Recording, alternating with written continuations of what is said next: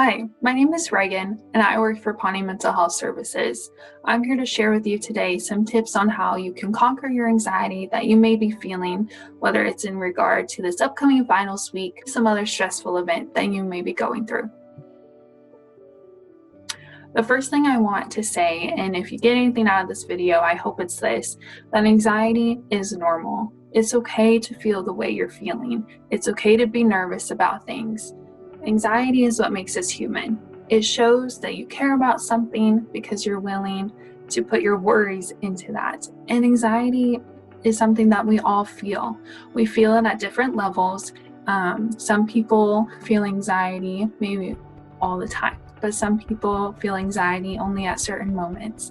Anxiety is completely normal. I'm here to share some tips on how we can keep anxiety from taking control of our lives so that we have the control. The first step in doing this is to be proactive. We need to make sure that we're doing the things we need to do to help make sure that stressful situation isn't as stressful as it could be. The first step in doing this is creating goals. Now, in regard to school, this can look like creating a goal for each class, how you want the outcomes to be. Maybe you're struggling with catching up on assignments, and so you're stressed about that. So creating a goal about the specific thing that you want to accomplish is a great way not only to give you motivation, but to also track your progress.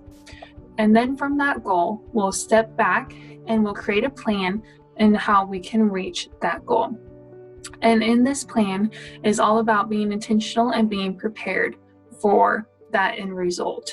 Now, this can look like studying for a test, practicing for our presentations, researching, spending time actually looking for our resources before writing essays. At this time, when you're creating your plan, you can delegate when you're going to study, when you're going to practice. When do you want a rough draft done? When do you want your final cut to be finished? Having this plan is helpful because you're not struggling at the last minute. You're not forgetting last minute things. You're not letting procrastination win. Also, you have plenty of time to look through these things. So then if you do have questions or concerns about stuff, you have plenty of time to reach out to your teacher. Well, when you procrastinate and start things at 11 when they're due at 11:59 that night, you're going to struggle to get things done and in the way that they should be. The last step of being proactive is to do intentional self-care. And this looks like your physical self-care, taking care of your body, taking showers, eating the food that you should eat, and drinking what you should drink. Now, when we're in stressful situations, we like to just snack on things because we think we don't have time for a meal. We like to drink a lot of coffee or a lot of pop or maybe energy drinks if that's your kind of thing. And we're not doing the things that will actually help us in that moment and in the future. So taking time, maybe it's a part of your break, but taking time to go get a meal that's healthy and good for you, making sure you have a water bottle with you at all times so that you can drink water throughout the day, making sure if you do have snacks that they're healthy and they're not just a bunch of candy. Some candy's fine, that's what I did as well, but you can't have sugar only in your body. Now, the next step is overcoming the actual anxiety when we're feeling it. So we've done what we can to be prepared. We've been proactive. We've taken care of ourselves. We've planned ahead. We're ready to go. And we're still feeling anxious, which is okay. The first step you need to do is remind yourself of your goal. You're doing this, you're feeling this because you want to reach that goal. You want to be able to say that you did it and check that off your list. Now, sometimes that's not enough. Sometimes that's enough to be motivating, but sometimes we need a little bit more. So now comes in coping skills. Coping skills are things that we can do that help us get through that anxious moment and we don't let the anxiety get to us first. So this can look like taking a break during our studying time. That way we're not just shoving things into our brain, but we're putting a little bit, studying, and then taking a break. to do a little bit more, take a break, which is a lot healthier than spending 8 hours straight studying. Now, during your break is when you need to be intentional with your time. Only limit maybe 10-15 minute breaks. Sometimes 5 minutes is enough. But during that break time, get away from your work, whatever you're doing. You're going to push that aside for now, and you're going to do something that you enjoy. Now, these coping skills can look like drawing, coloring, doodling, writing, journaling. Maybe it's reading a book, talking to a friend or family member. Maybe it's cooking a meal.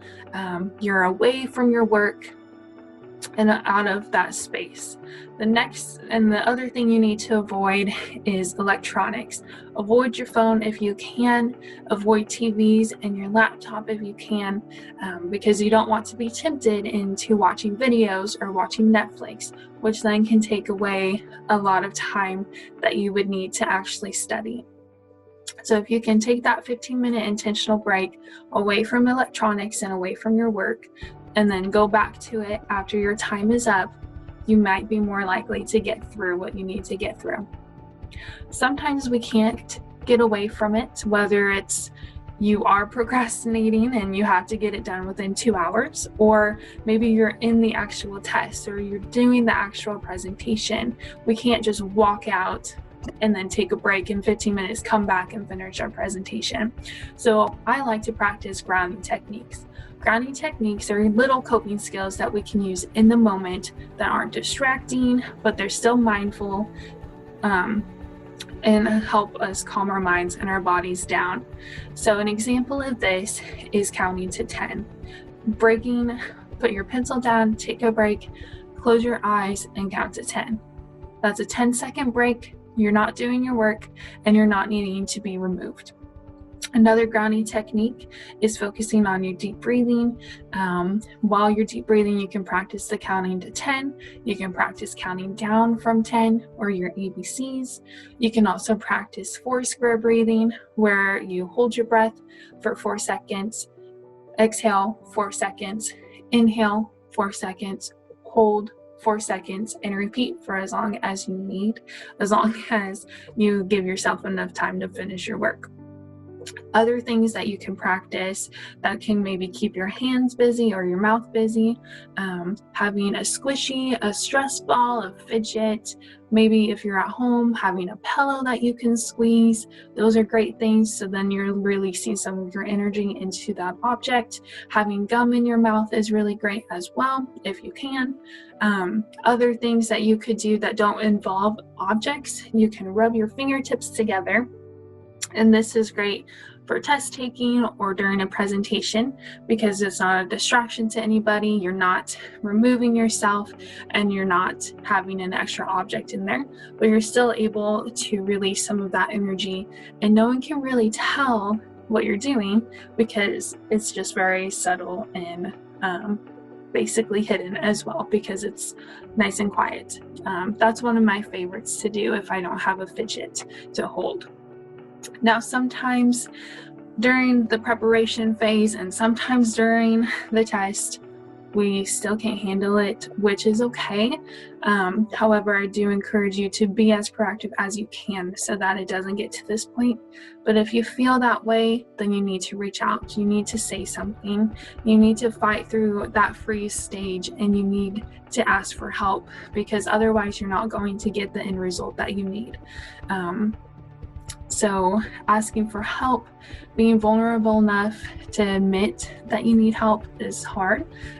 It takes a lot of strength, but I do encourage you to do that so that you can reach your goal. Also, on that flip side, if you see someone maybe freezing up, maybe they're not doing their weight on the group project, something that you can do is just reach out to them and check in with them. Don't even mention the project. Don't even mention school and stress like that. Just see how they're doing. One of the biggest outlets for stress is being able to talk about it, being able to relate to someone and say, I'm feeling that too. I know that is so stressful. I'm feeling that too. But when you approach someone with, hey, how are you doing? or hey, how's today going? You leave that open-ended, and you give the power to them, and they're able to tell you what they're comfortable with.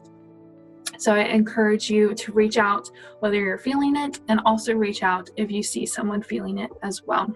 But if no one else says it, I want to say that I'm proud of you, and after this week, you're gonna be able to say that you made it through a whole semester of COVID-19 and you're able to reach your goals. And that is really awesome and inspiring, and that should be a lot of motivation for you as well. So, like I said, if you need anything, reach out. Anxiety is normal, and you're gonna do great. Have a great week.